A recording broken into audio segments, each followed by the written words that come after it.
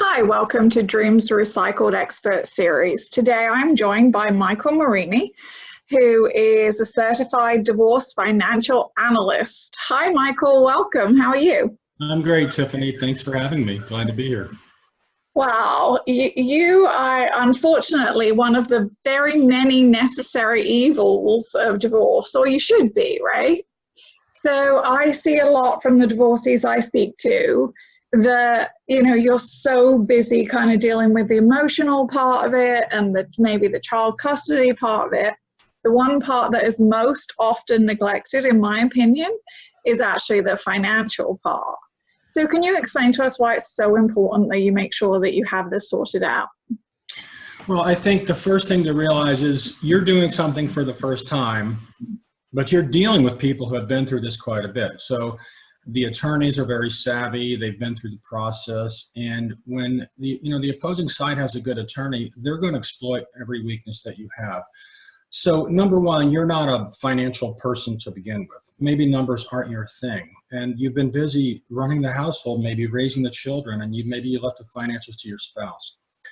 So you're getting into an area that you really don't know a lot about or have a lot of confidence in how to navigate. So it's really important to get this right. And so what we do as divorce financial analysts is basically be your I don't want to say advocate, because advocate would fall under sort of legal advice, but what we do is we run the numbers for you.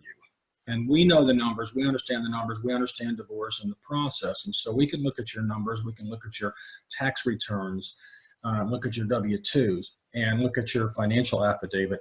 And we can make sure, that's what we do for you, and make sure that everything is right, everything's in a row. And then it's our job to explain to you what things mean. For example, in a proposed settlement, if they're saying that you're going to get X and the other person's going to get X, and how do you feel about that? Well, your attorney is probably pretty smart, but your attorney is not a financial expert. And your attorney is not really paid to kind of figure out what standard of living you're used to, how much money that costs, how much your mortgage is, moving forward. There are so many things that people don't think of. And I see with the divorcees I work with, when you get these maybe even high numbers, but they're in a short term, or, alimony is short or no alimony, but the lump sum is big. There's a lot of times I feel like people don't really see the bigger picture or the longer picture. Right. And so what can they do to, obviously use your services and help them kind of understand that, divorce is forever, and also the financial agreement you make is forever also. Right. Yeah. And you made a good point, Tiffany. Your attorney, his job is to navigate your case and get the case to the end conclusion. But your attorney's job is not to decide whether you can afford the marital home. His job or her job is to simply present the options and what the other side is offering. And so we can tend to make an assumption that although our attorney does have our best interest at heart, they're not the financial expert, and they can't explain everything to you in terms that maybe are going to make sense to you. And you may be only thinking short term, and something may sound really good to you, but you may not know the other side of the coin and what's going to happen. So that's what our job is. And in addition to being a certified divorce financial analyst, I'm actually a financial advisor. So I have the second piece of the equation, helping people over the entire course of their financial life. That's my business. And so in this particular discipline, we don't give legal advice during the process. We strictly are, independent third-party analysis. But my job is to show you what things mean. If they offer you this, but they want to get a percentage of that, what does that really mean to you in the long run? And so I run those numbers for you. I also make sure all the numbers are correct. Financial affidavits, the quicker you can get them done and get them done right, so they don't have to be revised and sent back to the court, so your case drags on and on and on. The better you can be prepared on the front end, and the better you can show the other side that you're completely prepared, the quicker your case can go, and the quicker you can get to resolution. Yeah, it's really difficult. I mean, my divorce maybe was like extraordinarily long, but it was like 4 years with, financial chaos. But I do see it often. I mean, the financial affidavits, there's a lot of kind of discord between who's doing what or what's going on. And sometimes, one person or the other person kind of bullies, kind of like a bullying kind of into, well, let's just work on what you have. Right. And so I cannot even stress enough how important it is to, as you said, get all your ducks in a row. And I personally, and so I want to know how you feel about this, I actually think you should start getting your ducks in a row before you even talk to your spouse about getting divorced. I couldn't agree more, Tiffany. The time to hire a person like me is even before you hire the attorney, because you have to know what's going on. I'll give you just a simple example of the process and what can go wrong. When you're doing a financial affidavit, and your spouse is contributing to contributing to the 401k plan at work, and they're taking that as a deduction, and they're saying, well, I make this, but this is what I take home, and this is what we have to work with in terms of support and everything else. Well, you may not realize, but the 401k money, that's not something that's able to be checked off or wiped away. That money goes back into the pot, and it's counted as income in terms of whether it goes for support or, separation of assets and everything else. And that's just a little thing that people don't know about. The other thing is, we analyze tax returns. We go back 5 years and we look at all the schedules of the tax return, and we look for things that could attempt to be hidden. And so it's a deep dive into your finances.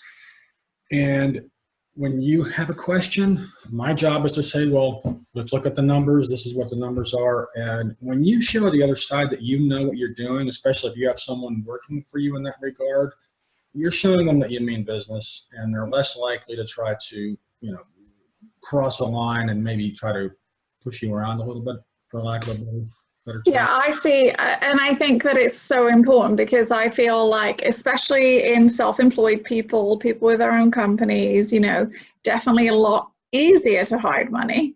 And, in my kind of semi-educated experience, I would say probably 1 in 2, 1 in 3 people end up finding out that their spouse, either before their divorce, during the divorce, or in some cases 3 years later, realize that there must have been money hidden, or there was money hidden, or whatever it was. I actually was speaking to somebody the other day who said, their spouse pled nothing but poverty and whatever. And as soon as they got divorced, he bought him and his girlfriend matching Porsches. Yeah. That's like an extreme version, but it happens, right?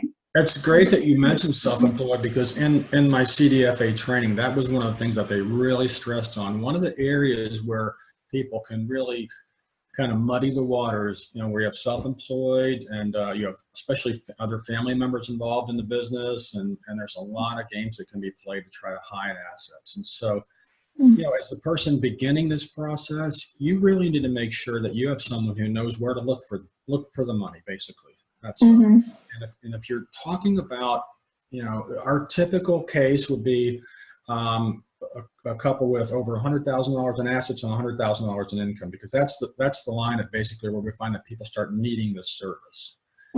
So hiring someone like me, even before the attorney, is a really, really savvy move. Yeah, and I think, and there's no shame in this, because I actually was in this category, the one in the marriage or the partnership that didn't do any of the finances. Yeah. So I think it's okay to admit that you don't know everything, that you don't know how everything works, that you didn't pay any of the bills, or you didn't do whatever it was. I mean, that's kind of what marriage is. It's a partnership, right? You come together, you both kind of pick what you're good at, and you take care of that. And maybe that's a bit of advice for people who are married, maybe, because if you ever do end up in divorce court, maybe that's not such a good thing long term either. Right. Yeah, I couldn't agree more. I mean, there is no shame in what each person does in the marriage and what works, especially if you're raising children, you're running a household, you have all these things going on, and there's no shame in saying, well, I don't necessarily know about the finances because my spouse takes care of Mm-hmm. And we might not even understand it all. I mean, you know, going back to the house as an asset, we work with a lot of people who are adamant they want to keep the house. Yeah. Now, I have two philosophies on this. One is more like metaphysical, one is more practical. But the metaphysical one is, I think a new beginning is a good thing. You should get rid of your house, you should get rid of your furniture, do whatever you can. So when you start anew, you kind of have, you know, fresh energy and fresh thoughts, and you're surrounded by new things, and you can create your own life. But on a practical side, I see a lot of people who would desperately want to keep the house for whatever reason. You know, often they say, well, they don't want to move the kids or whatever. And I'm like, kids are ridiculously resilient. They totally will get aboard getting a new house and picking out new bedding and doing whatever, right? I agree. But when, you know, the practical asset, they go, you know, they show the piece of paper and they say, the mortgage is X amount and I'm getting Y amount and that covers the mortgage, so I'm fine. And then you have to go like, well, you know, and I'm sure this is what you do with your clients is, well, what about if you need a new roof? What if your pool pump breaks? Yeah. What if you have you know, need new flooring? I mean, upkeep of a house is very expensive. And I think really people like you can be such an asset because you can point out those things. And as a divorcee, you're not in a position usually. You're very, you know, emotional. You've got so many things going on you're worried about. You really need somebody, like you said, a third party, common sense voice that's like, well, have you thought about this? Yeah, I kind of have two rules in that regard. I say, number one, you better have money for a rainy day because guess what? It always rains. I don't care how smart you think you are or how great you think you plan. One of the greatest sayings I ever heard in life is if you want to hear God laugh, tell him your plans. You know?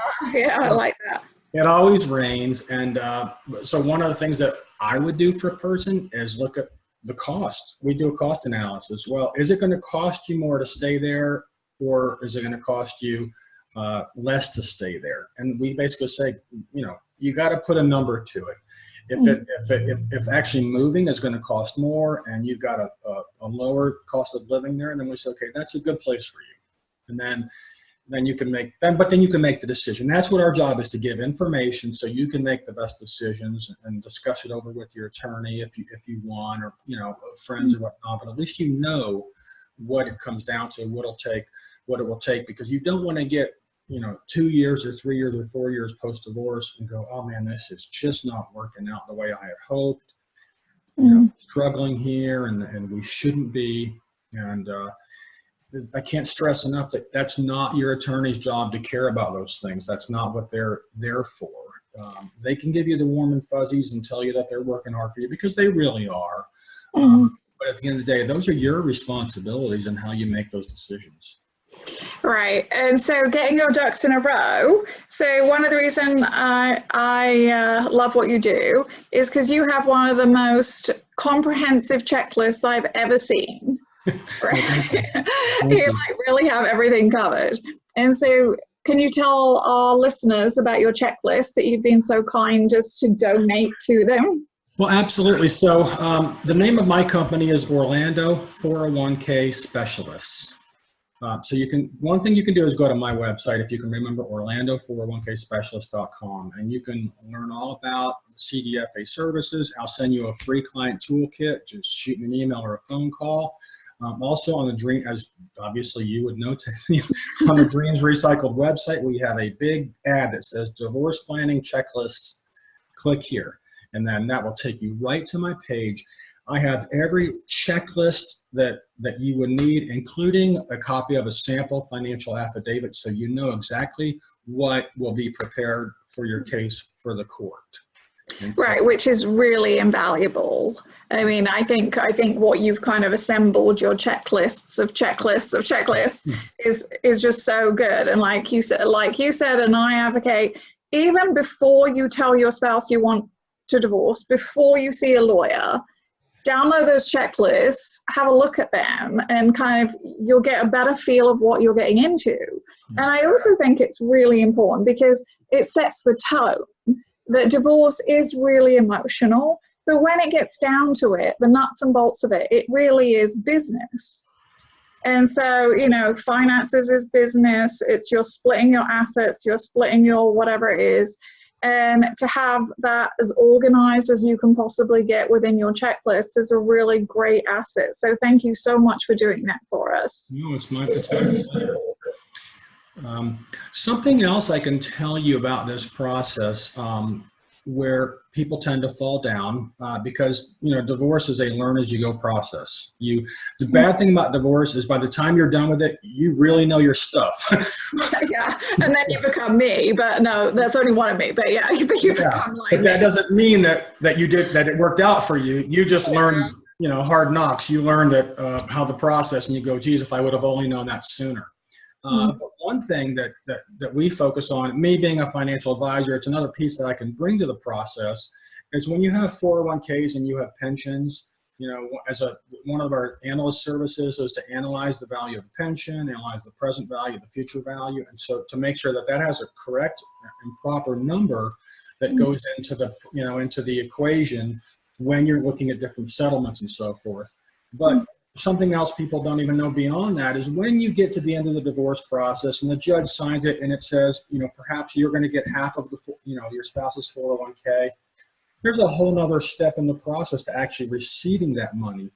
And, you know, that's where a financial advisor comes in, and there's another legal process at the end of that called a QDRO, Qualified Domestic Relations Order. And believe it or not, a lot of divorce cases are signed off, and the retirement accounts never actually get split, or they don't get done in a timely fashion because no one says, hey, this is the next step. And so I explain in my website and through the process why it's so important. And it doesn't seem like it's very easy, right, for the average person to like figure out. It's not easy at all, because first of all, your family law attorney may not even do what they call quadro law, which is create those documents, because that's a very specific legal document that goes to the plan administrator of your spouse's retirement plan. It has to be done exactly right, and it has to have instructions on where the money is going to go to.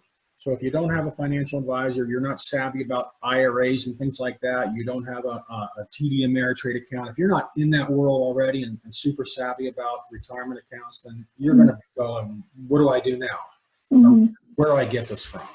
And so people get stuck there. That's why the things don't get done the way they should in a timely manner.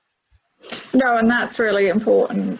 And so the last thing I kind of want to talk to you about really only, and this is sexist to say, but it only really relates to women, stay-at-home moms, or stay-at-home dads, right? So more and more we're passing laws all over the country that there's no more lifetime alimony. I know from my own experience and a lot of the people I work with, it's very hard to get back into the workforce after 40 or so if you haven't been working. Right.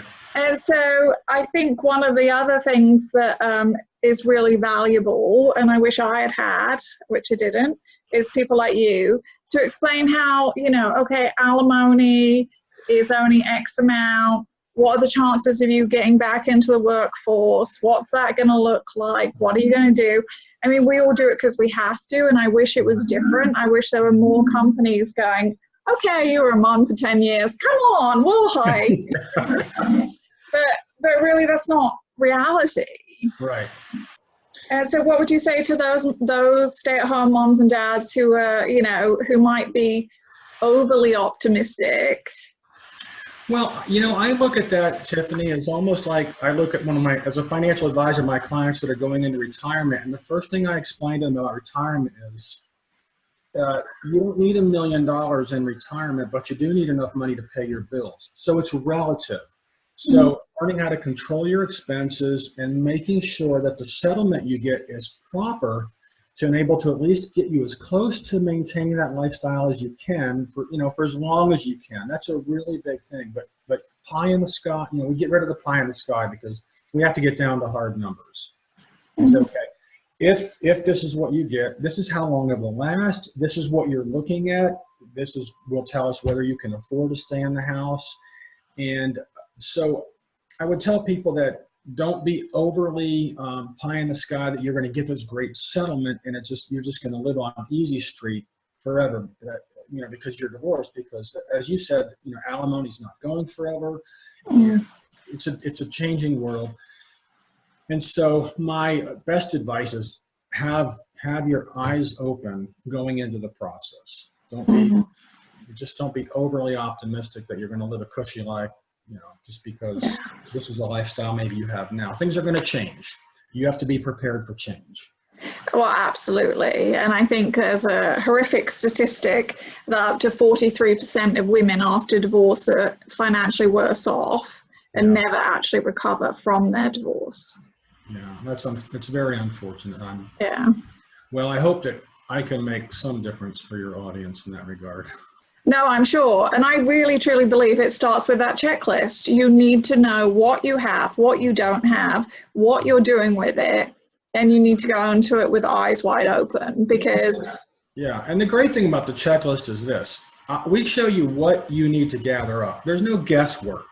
If you just follow the checklist and you find this document, this document, this document, and this pay stub, and this tax return, and you bundle it all together, that gives us enough to work with. We can then go to work and get to the numbers and get to the bottom line for you. And it's a good service to have. It's a good help. No, it is, and it's absolutely free, right? They go there, they get it, and it's free to them, and it covers everything, right? Yeah, the information is free. Now, our services aren't free. No, the checklist is free. The checklist, all the information is free, and I even have I'll send you something I don't even have on the website. All you have to do is send me an email. It's called a Client Divorce Toolkit, and beyond the checklist, it actually kind of explains the procedures you're going to go through, the different people you're going to deal with in the divorce process, what each of their roles are, and how you relate to them, and what to expect from them. And then beyond that, as I mentioned, our typical client who hires utilize our service is someone with over $100,000 in household assets and over $100,000 in income, because that's when you begin getting into those issues where there's something that's going to have to be split, and you want to make sure you get it done as best as you can. In terms of our fee, there's different ways that I get paid. So I get paid as a financial advisor if I'm managing your retirement accounts, or a lot of times during the process of divorce, a life insurance policy will be required on the spouse to guarantee the support and so forth. And so those are things that I provide as a financial advisor that I get paid in our usual customary way. And then when I do fee for service for the CDFA analysis process, but it's very affordable, and it's a good investment.